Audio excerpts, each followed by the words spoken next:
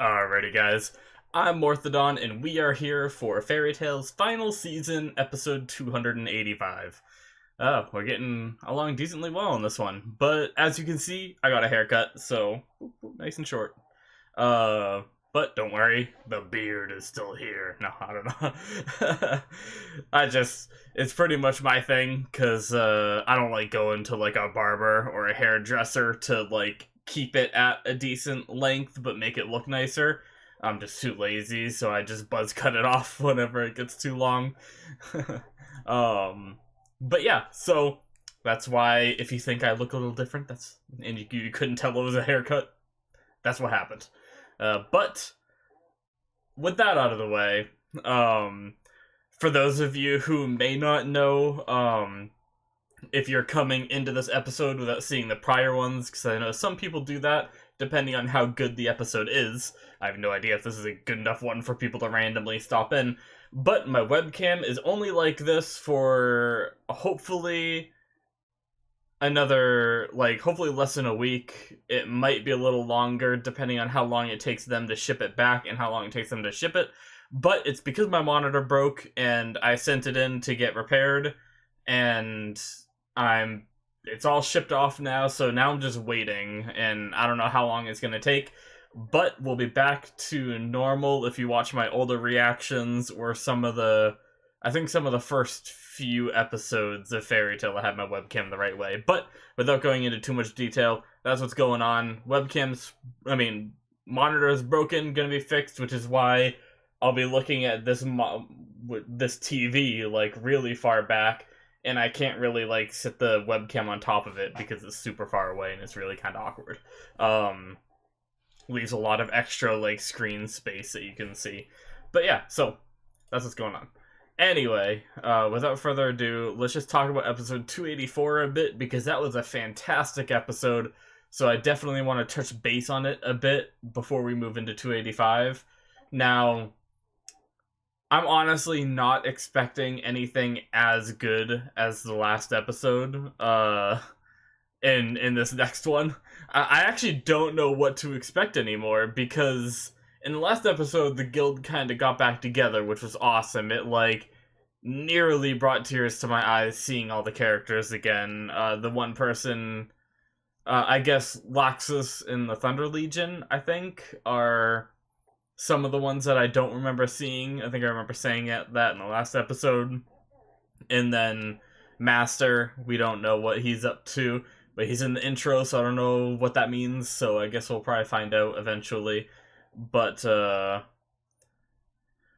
yeah, and then we had the awesome backstory and reveal with Zareth and all that. So apparently Natsu's his brother, who he kept alive in a tank until he could turn him into E.N.D. or whatever, a human turned into a demon, but he's a dragon slayer. My head's like been churning with that kind of information for ever since I watched the episode, trying to like think of what's up with that. So I have no idea what it could mean. But yeah, that's what's up. So I guess I'm just super excited to know what's going on, and we all saw the last episode, so without further ado, I think we should jump into this one. Alrighty, guys, so like usual, you're going to click that Vimeo link down in the description. It'll bring you to the reaction. This is because the reactions would most likely get taken down. I see it happen a lot on other channels, especially with Fairy Tail. It seems to happen a lot. They do a lot of nitpicking with anime. Like the live action shows seem like they're a lot easier. I see a lot of people doing live action shows, and like episodes like never get taken down from what I see. But for some reason, anime is very strict on that in the US, and it'll get taken down. So I do the Vimeo thing just as a preemptive. For a little bit when I started my channel, I was uploading to YouTube and then editing out every time it got removed and re-uploading, and I was just like, the hell with it. Like, I'm just gonna put them on Vimeo and people can go there. That's just my system, and it's that way you'll never have an episode that's down. And if for some reason somehow an episode is down, which I don't think it it shouldn't be possible, just let me know in another episode's comments, or I'm not sure if you can message YouTubers, but if you guys ever see anything like that, just let me know, and I'll get right to it, and try to fix it. So yeah, that's that. Go ahead and click that Vimeo link right now, guys, and don't forget to come back after the Vimeo or after the reaction to check out the discussion. So yeah, go ahead and click that right now, guys. Alrighty, so yep, that finishes up episode 285. So yeah, I'd have to say that was a really good episode, don't get me wrong, but the reveals and the feeling of the reunion in the last episode was just too good in my opinion. It was great. So but there was a lot to talk about with this episode. Like, it was a really good episode, don't get me wrong. It was fantastic. I was just comparing it to the last episode. But either way, they opened up the world in this episode. Like, it's coming up to the end of the show, although I have no idea how many episodes they're planning on doing, because it's considered the final season, right? But the other seasons were very long. Like, wasn't season 2 starting at, like, the Grand Magic Games kind of area? Which was a lot of episodes in. So there was, like, 200 episodes, and then there was another, like, 100 or 200 episodes, I think, and then it ended. So technically, this season could be 100 or 200 episodes. I just assumed since it was a final season, they'd just be doing like a 12 or 25 episodes just to wrap it up. But I have no idea what they're doing now, because like I said, they opened up the world with this. They introduced an entire new continent. So basically, from what I understand of everything we just learned, is the Magic Council is just for this continent that they're on. Like, I think, are they on the Western continent, or they want to know about the Western continent, which is Alvarez one? I'm not sure. But they're on, like, the continent they're on is where all the guilds that we have seen, and even more apparently, because there's like 500. I didn't even know there was 500 guilds in this continent that they're in. Because, I mean, obviously they only showed us, like, a handful. Like, I'd say there's probably, like, 12, if you don't count dark guilds, there's probably only, like, 12 to 20 guilds, I'd say, that we actually got named. But I guess that's just, I don't know, which seems kind of weird. It seems a little weird to me. It's like they made, like, a huge world to just not introduce us to it. Just to make it sound grand, which, I mean, is really cool, but at the same time, they're just kind of throwing numbers at you now, and it doesn't really mean as much. Because even the Grand Magic Games, I guess there was only 8 guilds that could stay in, and there was a bunch of teams, but there was still, like, there was, 300 teams, and each guild could put in 2? So that means it was like 150 guilds that joined if they each did 2 teams. And that's still not even close to all the guilds. And then we didn't even see, like, any of them, really. They just got eliminated, and we just saw our main, like, Quattro Cerberus, Mermaid Heel, Leon's Guild, what was that? Blue Pegasus, is that what they were in? No, Blue Pegasus was Ichia in them, right? They were in Lamia Scale. Lamia Scale, that's what they were in. And were there any others in? Oh yeah, and then there was that evil, like, turned into a good guild, bad guild, that was Makarov's son, Raven Tail, or whatever, was in there too. I think that was, like, all but, I mean, there's other guilds we've seen, like the one that took over the town when they were gone for 7 years. So we have seen like a decent amount of guilds, but still that's nowhere near, the 500 that are there, and then the even counting the dark guilds we've seen in all the arcs. And then there's 730 guilds, or at least there was, like, based off the information they had, um, in that other continent. That's insane. It looked like it was, like, in a desert, or at least, I don't know if that was their capital, or was that place big enough to hold that much? Because, like, I don't know how big that place actually was, but if it's all, like, held within that, like, thing, if it's really, like, that massive, then that's pretty impressive. But either way, like, the scale of this is pretty cool, I'm not gonna lie. I'm just saying that it seems, like, exaggerated a bit, I guess. And they also said that it'd be, like, their toughest fight, but is that implying that their 730 guilds could take down, like, if they all came together in that continent, could they kill,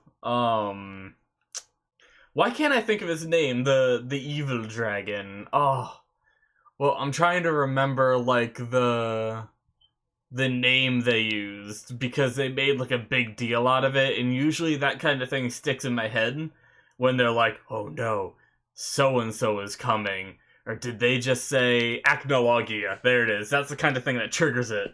Acnologia. Sorry I forgot that during the episode, but I'll probably, if I remember, to put a little text thing up there that just says Acnologia to show you guys that I remembered after, or else I might get some comments of people being like, Acnologia, how'd you forget?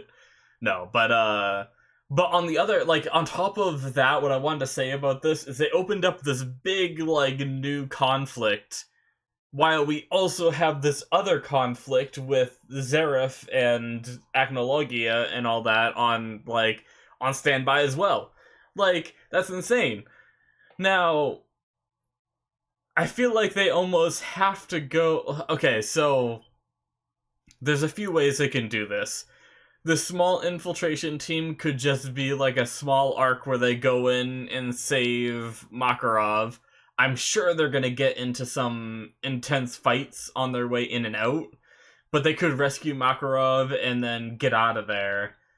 And then that could be the end of it. Like, the Magic Council's back up. They might be, like, too scared to attack, again, and all that, so... But the thing is, if the Council has this big weapon, why wouldn't they have a big weapon like that, too, you know? Like, if a nation as big as the one our main heroes live in can develop something like this, why can't an even bigger nation with more wizards develop something more powerful? That's what's interesting.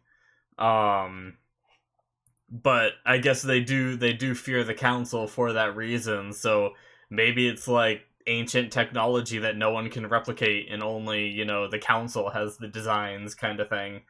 But so they could sum up, like, even though they expanded the world, they could wrap it up very quickly by just having the like I said, them go in, save the master, get out, and then that's the end of it. But I'm thinking, like, and then the council is what holds them off since that's been revived. But my first thought was they might have them retaliate. And if they retaliate, then we're gonna have a pretty long arc if they have to, like, take down a nation. if our fairy tale people have to take down a nation, like, I don't doubt that Fairy Tail could take down a damn nation, especially if, like, oh, I'm spitting a little bit, I'm getting excited. Especially if the other guilds come in to help too, like I said, Lamia Scale, all those oldies but goodies. But I don't know if they're gonna do that because I don't know how many episodes they're doing, which is fine. Keeping it, like, in the dark like that just leaves it open to, anything could go. Like, I'm super curious. It's very interesting. But yeah, so I really like that Urza is the 7th guild master for now. I don't know how that's gonna work. Is Master gonna take over again? Is Gramps gonna take over again when he comes back? Or is he just gonna leave it to Urza, and like I said, Gramps will kind of be like a mascot member kind of thing? Like he wanted to do with Guild Arts at one point. And he kind of did that for a little bit with Macau as well, but he seemed to take it back, or they were like, I don't know, it was weird. They were like both kind of masters for a little bit or something. I don't know. But he kind of took it back, and, but yeah, like, I tried to say it during the episode, and I don't even remember how much I managed to get out, but I've been rewatching someone reacting to Fairy Tail all the way through, and seeing the show again, even though it's my 3rd time, I think. Don't judge me. I love the show. But it's kind of just something I play games and I have it on another monitor, and just kind of like keep it running as something, instead of like music. But anyway, I noticed things like throughout the whole series of what I've watched so far of how Urza keeps everyone in line, everyone's scared of her, and not just because she's strong, because as we've seen, like, Natsu's like almost as strong as her if he gets like really serious.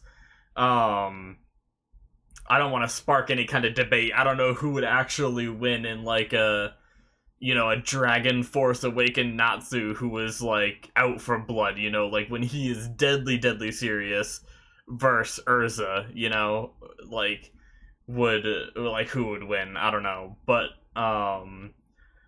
it's not all about strength either. Like, everyone listens to her, and they have throughout like the whole show.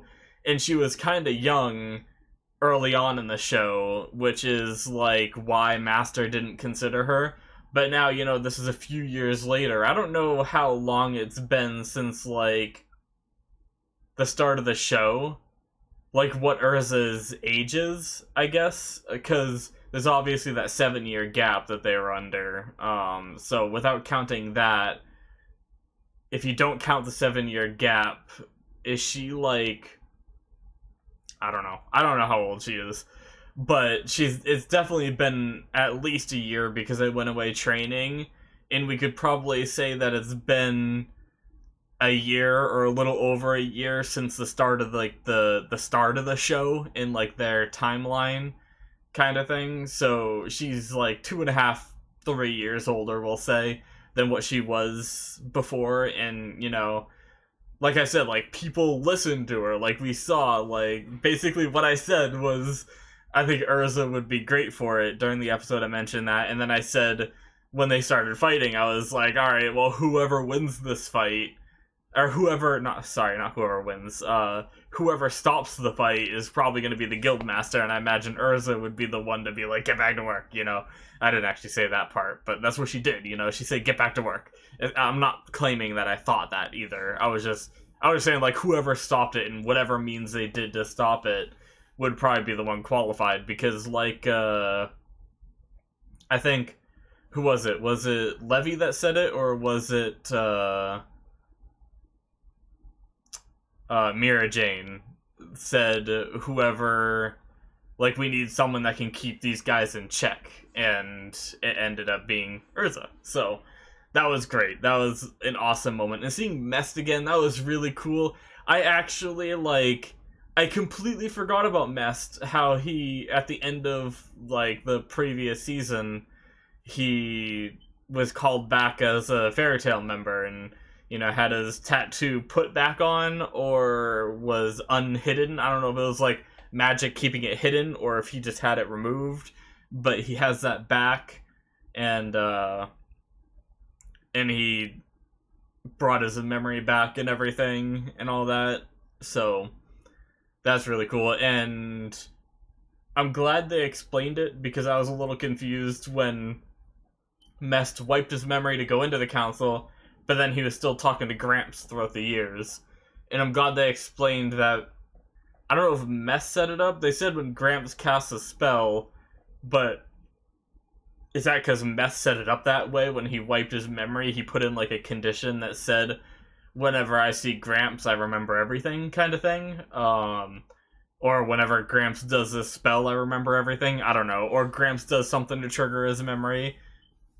Don't know, but either way, I'm really glad they put that little brief explanation in there because that really helps us out with knowing how that all went down.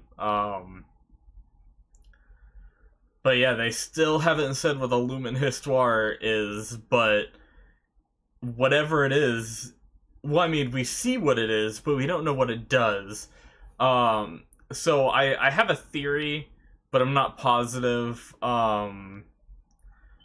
Now, before I say this, I also want to say, I just want to reiterate what's going on with this. So, this other nation wants to invade just for this.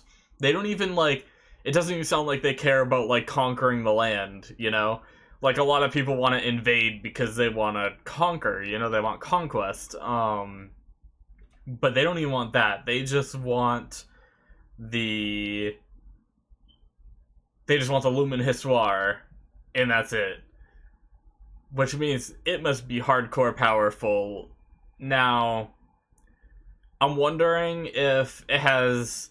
So, a few things I'm thinking of, because we know a bit about Mavis, but I don't know if any of it would really help us figure out what the Lumen Histoire is.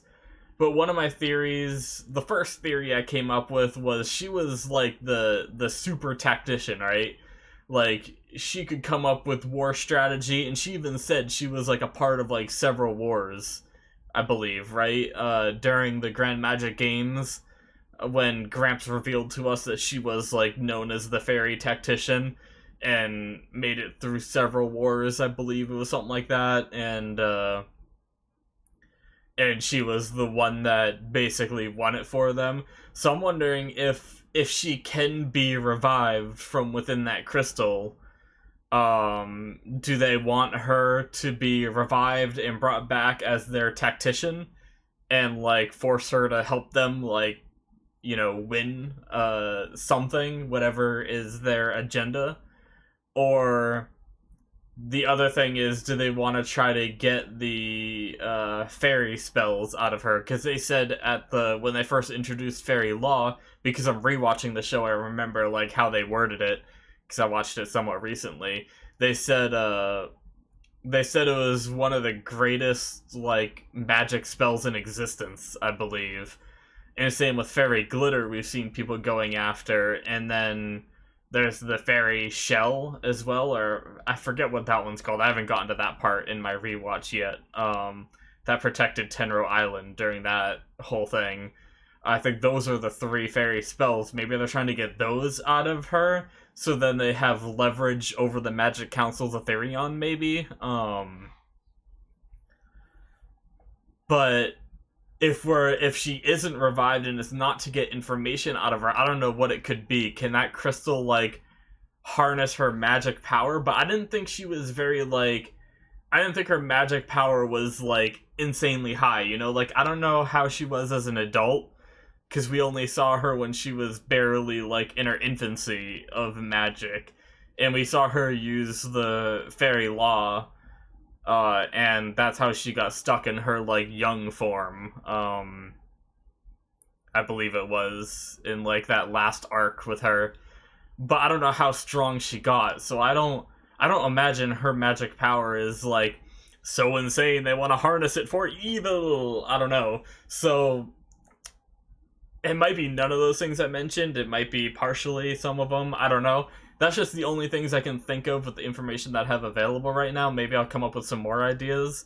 But yeah, I'm super interested. But yeah, that was a pretty good episode. So we have the Fairy Tail A-Team, essentially. We have Urza, Mest, Lucy, Natsu, Gray, and Happy, I guess. I think that was all of them, right? Going after Makarov, and then I don't know what Gajeel has up his sleeve. Did he know some of this because he was in the council? But he said they're gonna go at it from a different angle. which is like really bringing back the Grand Magic Games vibes, because they had like, when they narrowed down to one team in the Grand Magic Games, then another team went off to save Lucy, I believe it was, during that arc. And now it's kind of the same thing, where Gajil's taken it at a different angle. I don't know what that means. If they're going in as infiltration, what is Gajil gonna do? Is he gonna go in as guest of the Magic Council? But he said he's going after Laxus as a first step, is like what we know for now, which is cool. Does that mean he's also going after Jalal if he's bringing back Fairy B Team? Because Jalal pretended to be Mystigan in that whole thing. That'd be interesting. Who else was on their team? Oh, Juvia was there, which is, I guess, why he went over and slumped his arm over her head. And then, oh yeah, and it was also, Mira Jane was a part of it. Was that all of them? It was Gajil, Mira Jane, Loxus, Mystigan, or Jalal, whatever you want to call him. And then, shit. I already forgot all the ones I said. Shit. I don't know. I don't even remember how many there were total in a team, so counting them doesn't help. But I think that might have been the whole team. But yeah. I don't know. I don't know what they're up to. That's interesting. I hope they don't, like, mess anything up for the main team. But yeah, they're gonna infiltrate, and Natsu does not do good with infiltrating. But he seemed to really grasp the seriousness of the situation, so hopefully he does okay. But yeah, I'm really looking forward to this. I think I've said enough. Holy crap, this was a very long discussion for me. I usually don't talk this much. But yeah, so I think that really sums up everything I wanted to say about the episode. It was a lot of fun. It was a good episode. I enjoyed it. I'm really looking forward to seeing what they do with this new opening up of the world, and how they handle it and everything. And yeah, so if you guys enjoyed, then go ahead and hit that subscribe button. I really appreciate it. And then also, if you want to check out full-length reactions, you can view them on my Patreon. If you want to become a patron, you can see the full-length reactions, and I also appreciate the support if you decide to do so. It really helps with the motivations and all that for me continuing the channel, which, like I said before, I don't need patrons to continue doing this, because I just enjoy doing it. But I guess probably the more patrons I get, the more I'll probably start uploading and adding more slots. So like right now I do Monday, Thursday, Fridays when I release episodes. And, you know, as the channel grows, I may add slots if we start getting, you know, patrons, and I can treat it as like I wouldn't treat it as a job, but invest more time in it as if it was a job, you know, because this is fun, you know, like, I don't think I could ever think of it as a job, even if I did this for like 8 hours a day, every day, you know, but yeah, either way, enough rambling about that. Either way, any support is awesome, whether you just subscribe to the YouTube channel or whether you do become a patron to check out the full-length stuff. And I'll also be coming up with some more stuff in the future here soon, I think, that will also be added onto my Patreon page as well. So yeah, all that information is in the description if you want to check that out. And thanks for watching, guys. I will see you guys in the next one. Bye-bye.